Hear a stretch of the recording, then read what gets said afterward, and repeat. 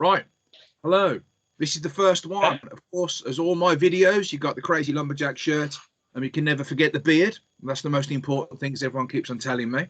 As I said, what I'm trying to do with these videos, unlike the single videos that I do, is that I'm bringing in people who have an industry experience or something that at least can help people within their business or that can help them personally within business.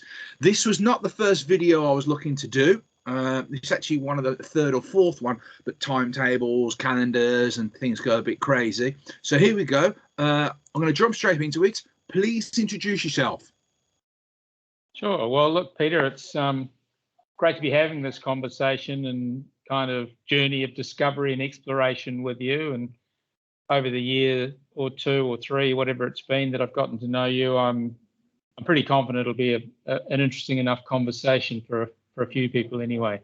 And if it isn't, at least you and me will find it interesting. Yeah, so then we can take that away from it. So introduce yourself. Who's you? Your name? Yeah. So my name's Darryl Reeves. I'm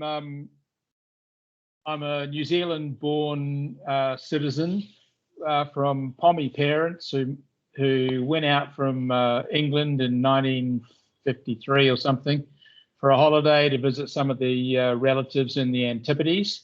And they fell in love with New Zealand, and they actually stayed there and never went back to England. In actual fact, I've been to England more times than they have because they were born there, left there, and never went back. And I've been there, I've forgotten how many times. So, yeah, growing up in New Zealand and then migrated for a while to Australia. And now I live in Asia with my family over here for the last 12 years. Early on in my life in New Zealand, my dad went to an evangelistic crusade run by a very famous evangelist by the name of Billy Graham. That was 1957, right? You know Billy Graham, sure? Yes, of course. Yeah, he's everywhere. Great business. Yeah, well, he's probably in heaven now if the Christian message is true, but he's certainly not on this planet. But his son's doing a follow-up job for him. And anyway, my dad became a Christian at a Billy Graham crusade. Now, prior to this Christian experience, my dad used to say to everybody that the only book he was interested in reading was his checkbook.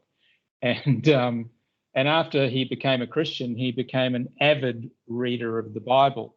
And literally within under 2 years, he was a full-time minister in an evangelistic organization. So I ended up growing up in a preacher's home.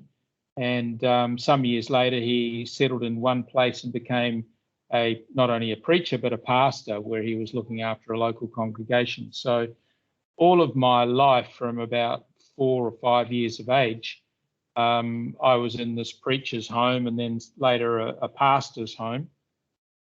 And so that was, a big thing in my life.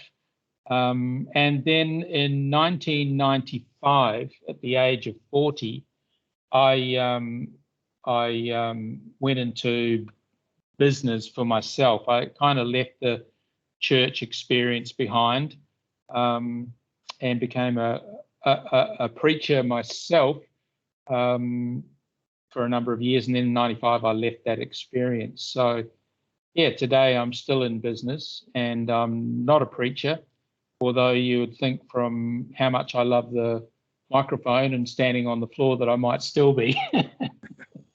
You're preaching something anyway. Well, so, yeah, look, I love a crowd, Peter, and the bigger the crowd, the more I like it.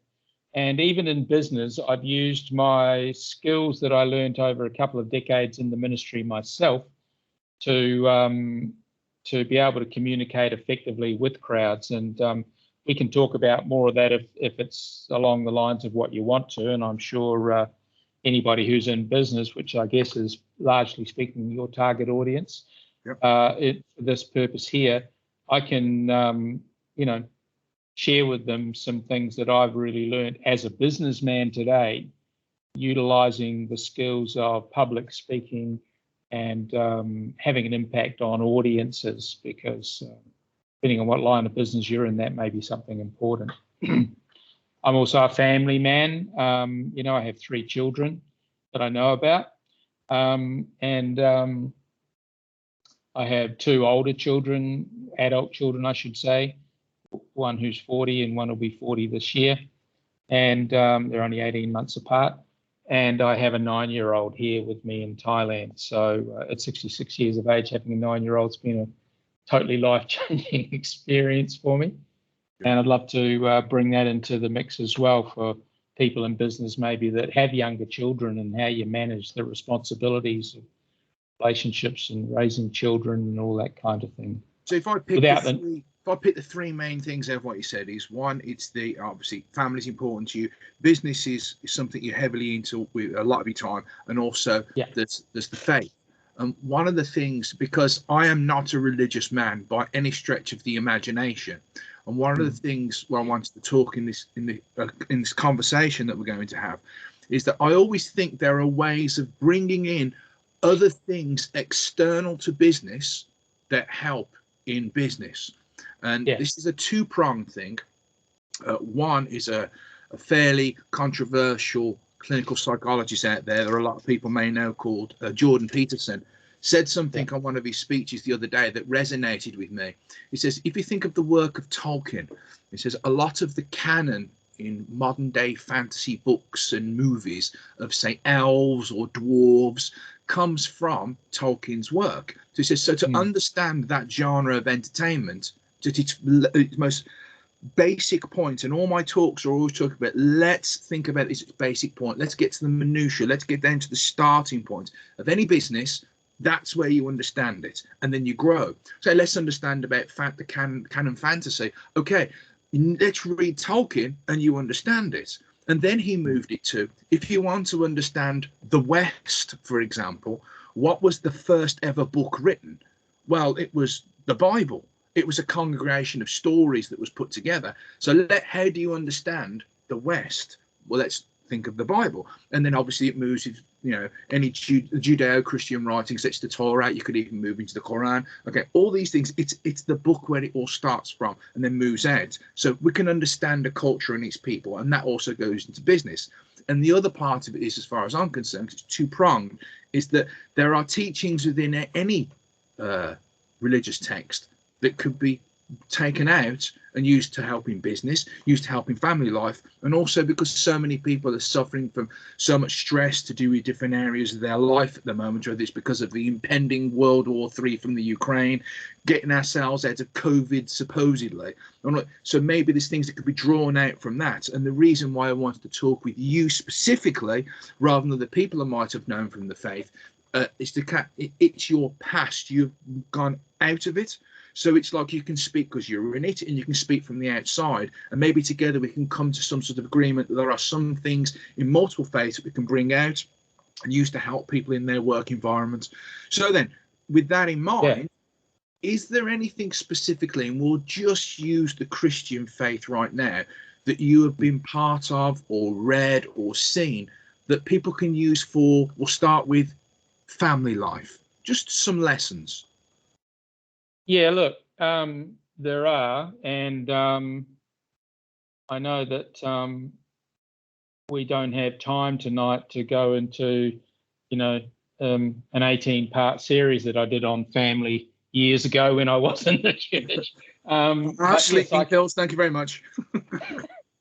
I think that's one of the things I pride myself on, is people didn't fall asleep in my congregation. I wasn't that kind of a preacher. I was much more interesting than that. But listen, to your point, and as a precursor to your point, I'm not religious either, by the way. Sure. By any stretch of the imagination. That's the thing, yeah.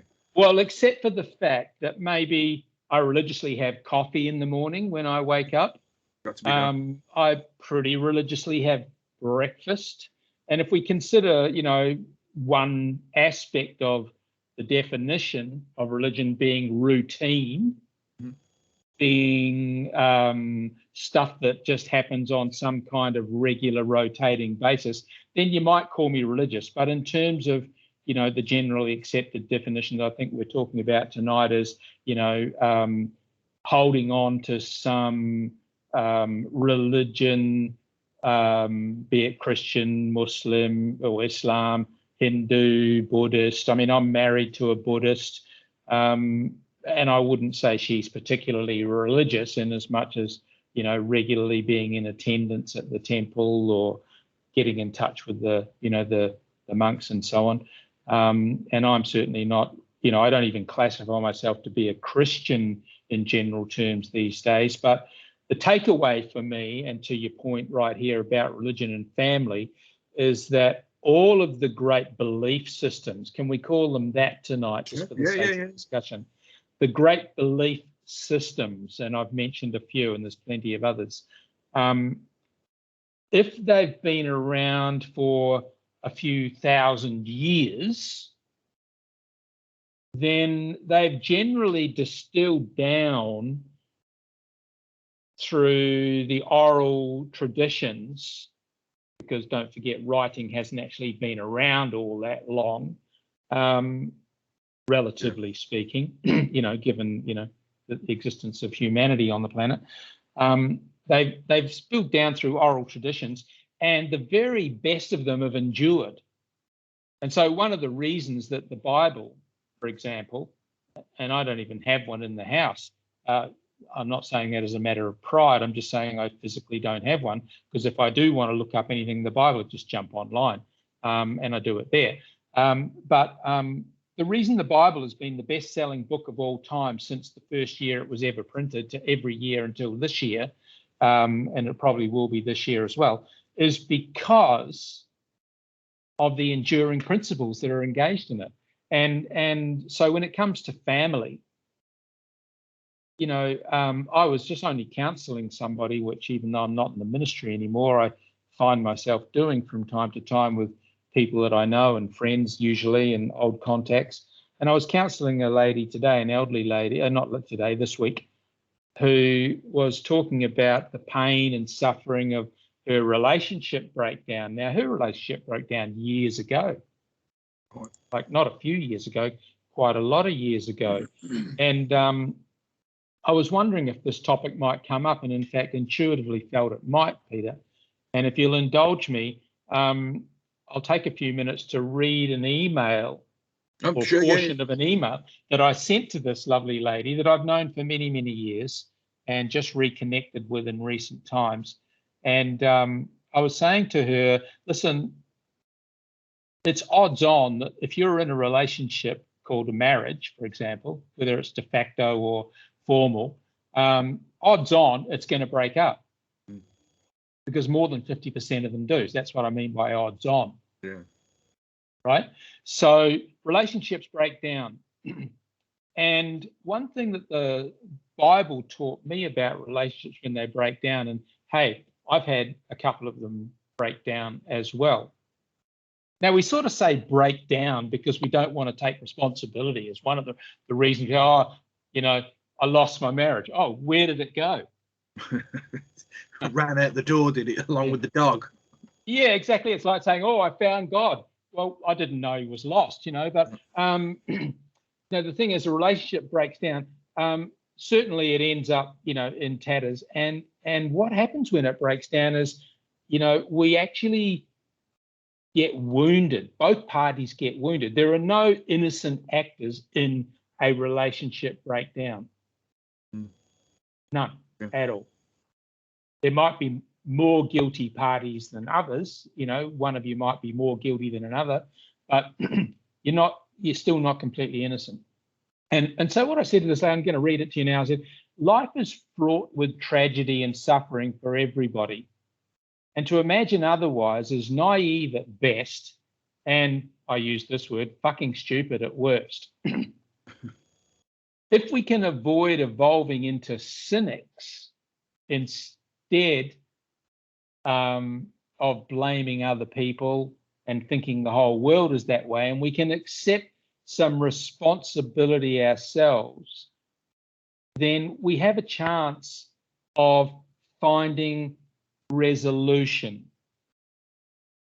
Now, when I find resolution, instead of becoming a cynic, I can show empathy to others in my world. So that when this lady talked to me about her relationship breakdown, and she was obviously still suffering from the pain of it years afterwards, right? She was hating on herself, hating on her ex, you know, even hating on her children that were caught in the middle and didn't understand either side particularly well.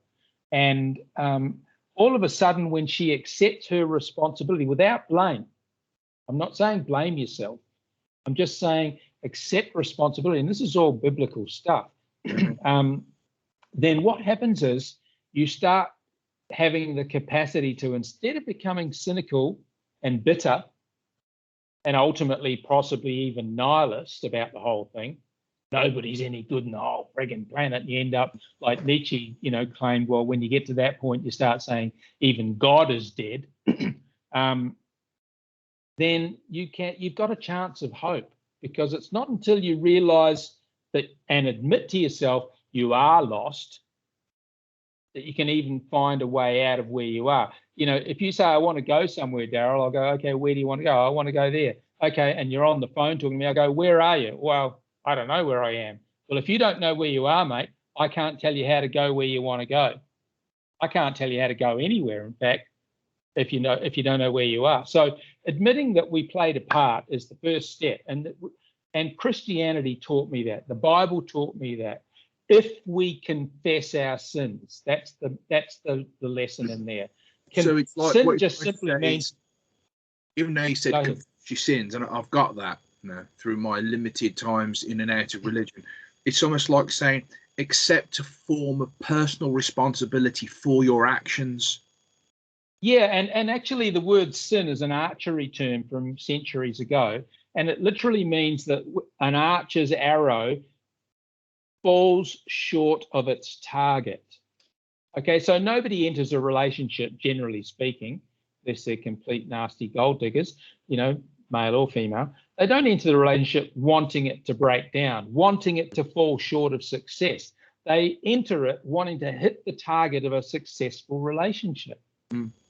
But when it breaks down, it falls short of the target. So if you can't admit that I have fallen short of my target, then it's the same as not admitting you lost, and when you do admit you lost, not knowing where you are.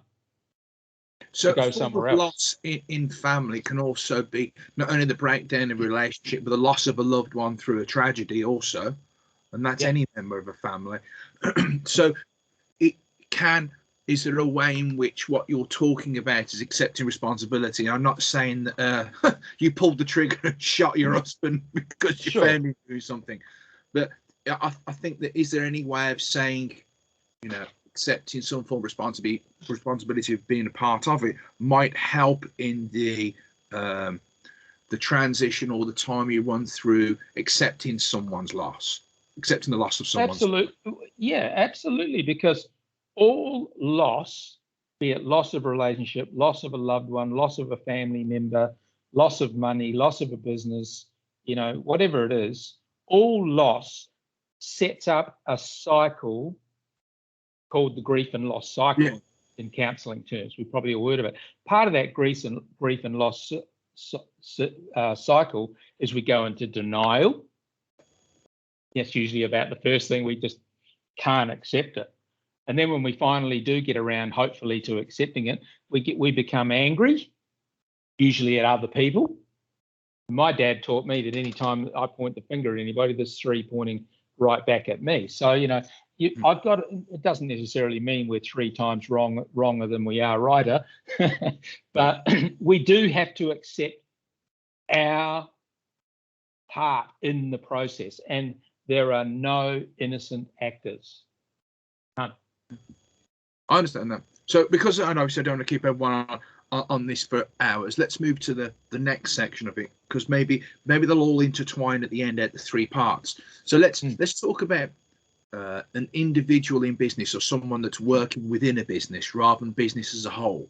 So say, for example, you know, I'm a sales director or human resources person, or whatever the position might be, and I'm in my role right now, and the masses of KPIs and controls within the company, or external stress factors, not saying family, but external stress factors that are within the business. Is there anything within whichever faith you want to take on board right now that can be used to help someone within that very, very stressful environment that could take away and go home and say, okay, I'll read this, or I'll think about this, or use this from a religious teaching to try and get me through this difficult phase? Yeah, for sure. You've heard of prayer. Okay, yeah. Well, prayer could be another word for meditation. Okay. Because not all prayer is necessarily petitioning your higher power, whatever you deem that to be, God, whoever you deem that to be, or your higher self or something. It's not all about petitioning. It can be about reflecting upon the realities. And when you start to take time out to meditate on the greater force that is within you, even if you're an atheist and you consider that, even if you're an atheist, you certainly would admit to having an unconscious mind and a subconscious mind. Yeah. Right? And if you're an atheist, let's say, for example, you are, we'll just help those people if we can, and it applies to non-atheists equally. You've all probably experienced a situation where you went to bed with a problem and you woke up with a solution. Okay. Right? Yeah, yeah. Or out of the blue, as the saying goes, an inspiration happened. Now, inspire comes from an old Latin and sort of, Greekish type word. Can't forget what the source is now, but it means inner teacher. In a sort of a literal sense, inner teacher. And when we pray or we meditate or we go within, we're actually calling on our higher power. Call it your unconscious, call it your subconscious, which is, the conscious below what you're conscious of. But that really is your inner being. Part of you that isn't that really where stress comes from anyway? Is your subconscious as such? Because I mean, no one walks into a work environment and go, oh no. As soon as they walk in, it's because of what is going on around them, and it's a build. I don't call conscious or subconscious. I call it front brain, back brain. So subconscious is my back brain. My the other part is my front brain. So as far as I'm concerned, my front brain is my operational day. My back brain is how I feel and my emotions caused by what is happening with my front brain. So in that case, then the way you're saying it is, I believe that people's stress levels is very, very much due to your subconscious, and it's a culmination of facts, figures, numbers, and issues that are happening around you all at once that your back brain makes happen. So if we go back to what you're saying, is that meditation will enable you to, and again, if I'm wrong, so decompile the masses of issues happening in your life that's sitting in your back brain, causing your front brain to have issues, so you can try and at least release some of them, or make sense of them, or even take responsibility for some of them, as we were talking about previously. Yeah. Look, I'm not a neurologist, and I don't know the science of the biology, physiology, etc., of how the brain functions, and I wouldn't pretend to. But I know that there's all these different chemicals that the brain can trigger from all different parts of our body, that create release adrenaline, release endorphins, and all kinds of other chemicals that make us think and feel a certain way, trigger the fight and flight facility within us, etc. So look, there's instincts and there's reactions, and a lot of it's to do with what we see. We maybe, to your illustration, walk into the office and we see someone that caused us grief yesterday, and there they are right in our face, and all of a sudden flooding into our brain is all that chemical stuff that created shit for us the day before. Whereas when we meditate, when we pray, when we go within, we actually are drawing on other aspects of our brain. We're shutting down those overactive parts, and whether you want to think of it as getting in touch with your spirit or your soul or God or however you want to see it, it's really immaterial. The outcome, if you're doing it, will be the same. You've got to take that time out just to chill out a little bit and give yourself time to tap into that part of you that can capture the inspiration, or that's why sleep's so vitally important. When we're overwhelmed, sometimes just going to sleep and just calming down allows our brain to, when we wake up in the morning, to hit us with these ideas that were there all the time, but they were blocked by the stresses of our visual experience, our auditory experience, our memories of the day, and all of the drama that we brought home from the office to the home space. And when we sleep at night, it can really help, solve that kind of thing. Okay, good. So the reason why that's what I was hoping was going to happen is that the three sectors would kind of merge with each other, and I can see the connection between the first and the second one. So we move to the third part I was trying to bring out for people is that, okay, we've done how religious teachings might help in family life. We've done how religious teachings might help as an individual in business. But let's think about the more complicated one, is that it is an entire business. Is there anything in religious teachings that a company could bring? And I'm not going to call it religion, but is there anything in religious teachings that a company could bring on board for its, well-being of its staff, management teams? Well, absolutely. I feel to meditate for an hour for lunch, about something else maybe, which I know that's what you're going to say. Look, I seldom meditate for an hour, Peter. I seldom meditate for even half an hour. I do my meditation in the shower because I'm a multitasker. I can wash and scrub myself down and still be meditating, and I can let the water come on my face as I do every morning and evening, and I can allow that time, that 5 or 10 minutes, to focus my mind on what. Okay, so let me just share how I go about my meditation, if you want to call it, which I do largely speaking in the shower.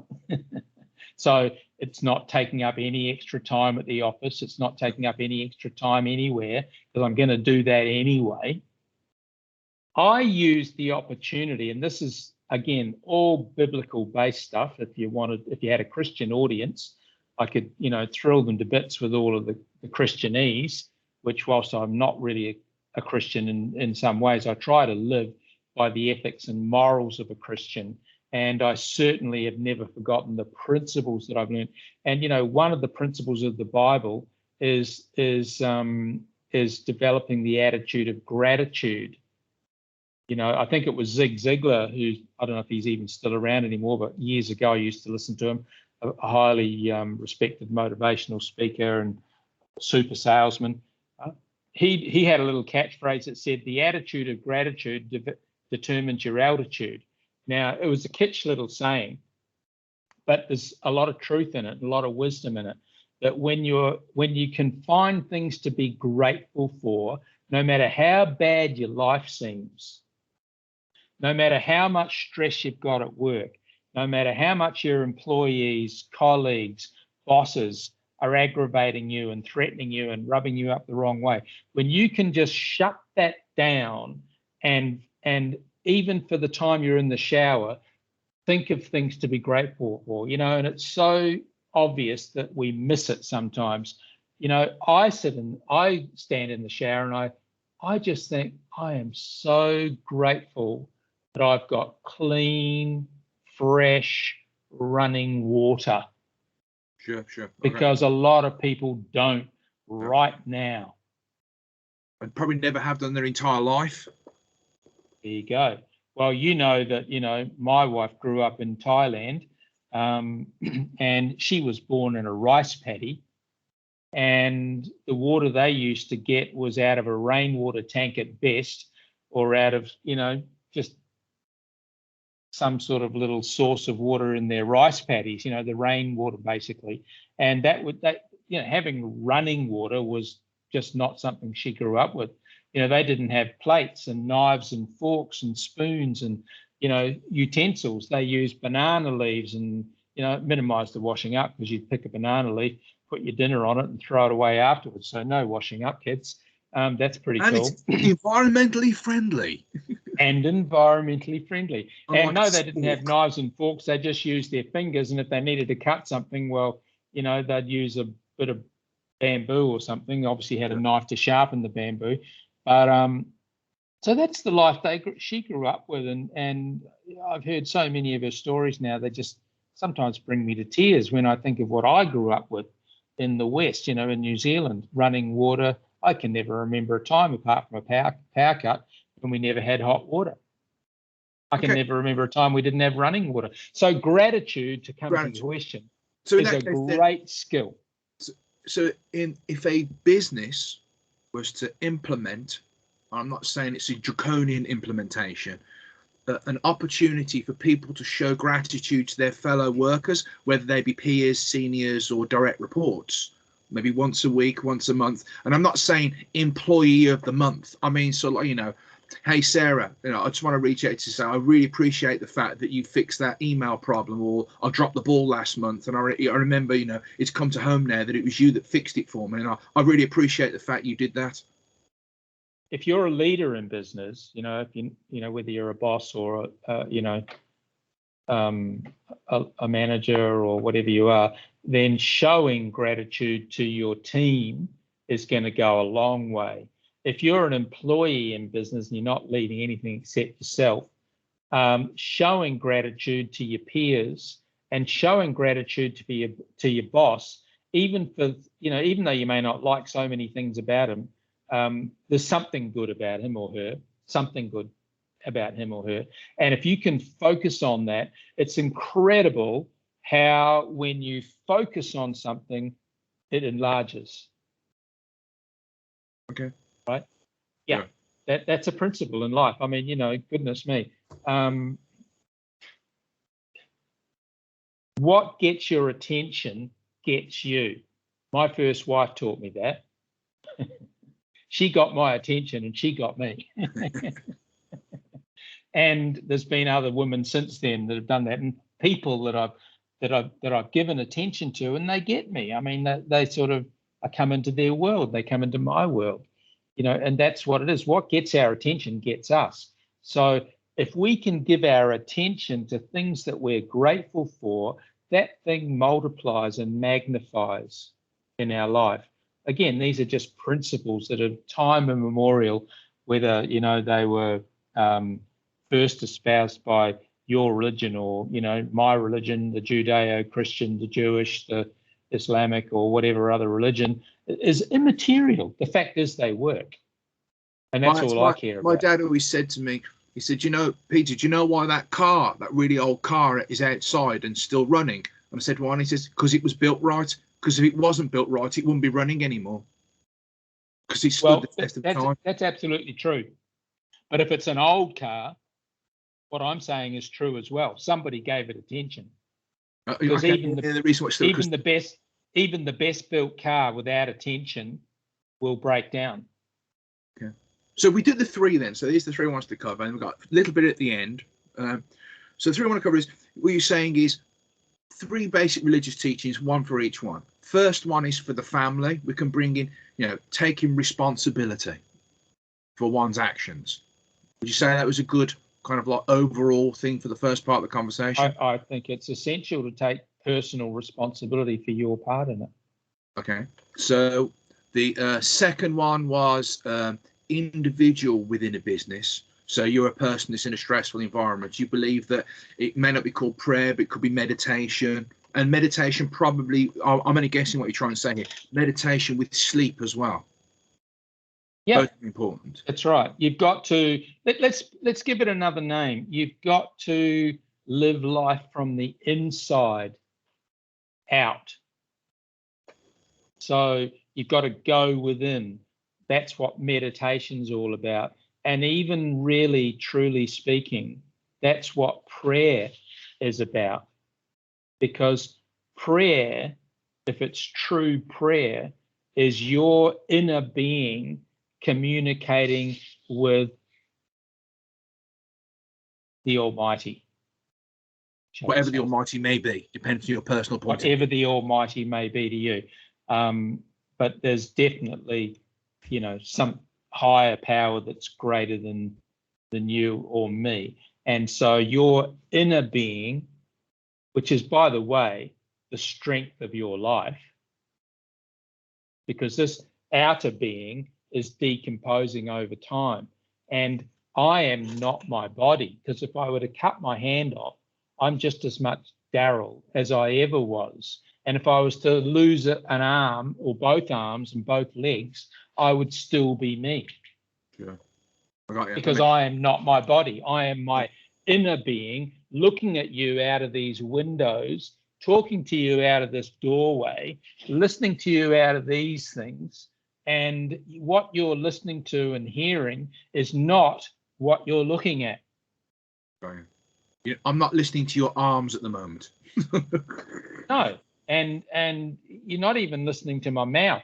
Or what you're listening to is my inner being doing its best to express itself through this physical expression of myself. So then the final one then is business as a whole.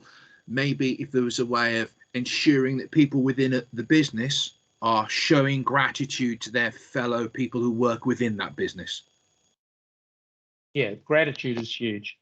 Absolutely gratitude. And listen, it's a two-way street, gratitude. And I don't mean that just because I'm grateful to you that you need to be grateful to me. I don't mean that at all. Gratitude by a two-way street, I mean you've got to be grateful for things without and grateful for things within. Okay, sure. Yeah. So I have to be grateful to myself for things about myself. They're very personal. I could tell you, oh, I'm the most generous person in the whole world. Well, that's just ridiculous pride, and that's not what I mean. But I can be grateful to myself, and I often am when I look myself in the mirror in the mornings, or whenever I'm in the bathroom, and I look at myself and I express my gratitude to myself for my body. Let me give you an illustration that we can relate to. I might look at myself and go, Darryl, I'm so grateful for your eyes today because I'd hate to be without them. Okay, I got you. I mean, are you grateful for your eyes, Peter? Yeah, they are very useful at the moment. I prefer not to do without them. Yeah, so it's easy if you want to find and direct gratitude, reasons to be grateful to yourself, for yourself. Okay. I got that. Fine. Yeah. So then, I don't want these videos to last for hours and hours and hours. And obviously, I find it's quite interesting. Most of these things I've been doing on myself at the moment, I've been doing via LinkedIn, and not many people post. I just get lots of direct messages. So whether at the end of this video, the people want to direct message me and ask for another one of these where we can extend it further, that's good for them. And I know that Darryl will be happy to do this. I'll also be making these available on YouTube later as well. But the final and most important thing is, Darryl, tell me what your business thing is at the moment and how amazing it is. Well, look, I'm thank you, Peter. That's a nice invite. I'm involved with a friend of some 2 or 3 decades now, nearly 30 years, in an online. Yeah, I'm grateful for that. Very grateful for that friendship, and I'm grateful that we've had this opportunity.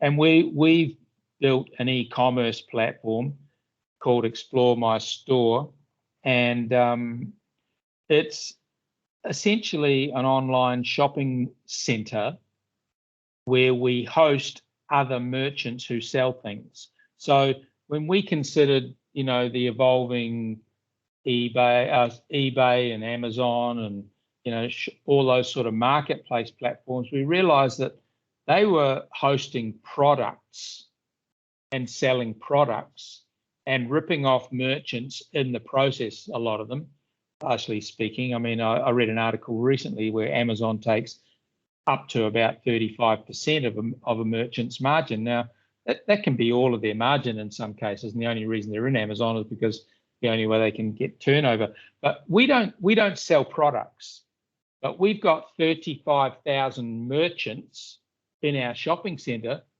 that do sell products.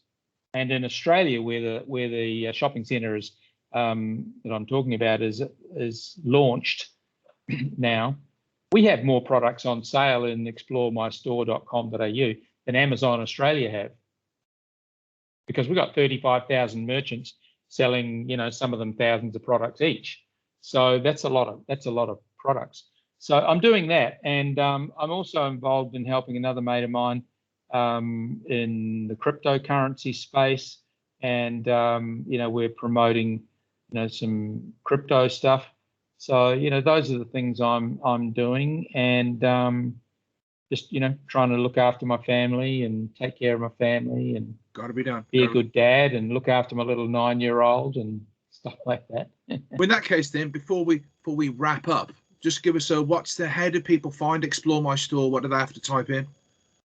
Yeah, well, if you just Google Explore My Store or whatever search engine browser you use, it'll probably come up under Explore My Store. But the URL, the web address is exploremystore.com.au.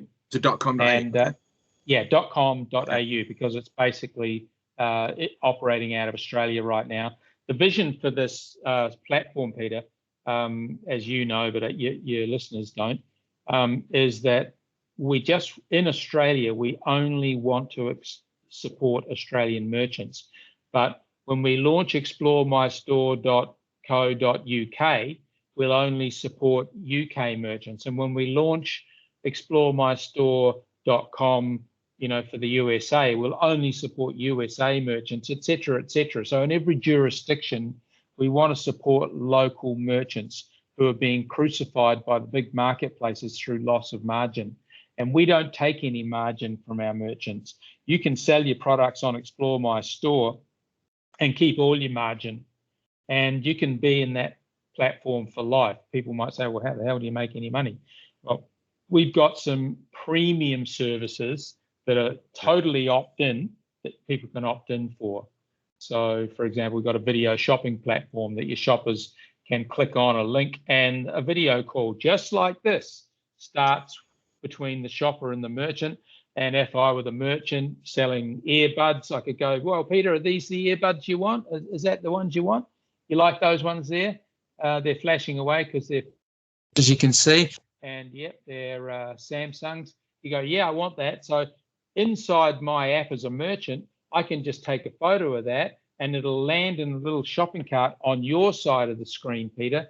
And you can go, yep, that's exactly what I want. You can put your credit card number in, you can pay for the service, and I deliver them just like I would ordinarily. But the beauty of it is for the merchant is that I can, and do you want one of these beautiful little mice with it? Well, today we're giving away a free bottle of water and blah, blah, blah, and I can upsell you other products, put them all in your shopping cart. You can agree to them, and the transaction happens, but you've had a real live conversation instead of just doing it online and hoping like hell that those products arrive from China or Thailand or Vietnam or wherever the heck you bought them from. Exactly, got your point. Well, in that case, then, everyone who's in Australia, exploremystore.com.au is obviously going to be the future of online retail and perhaps retail in general, and also supports your local community at the same time. That's perfect. Yeah. Great. Awesome speaking to you, Darryl. And I said, please, everyone, if you are watching this, like, comment. It all helps the algorithms. And if you want to see something more in this particular realm, just say, and we'll try and sort it out. That's it for today. Thank you very much. Thank you, Peter. Great chatting to you.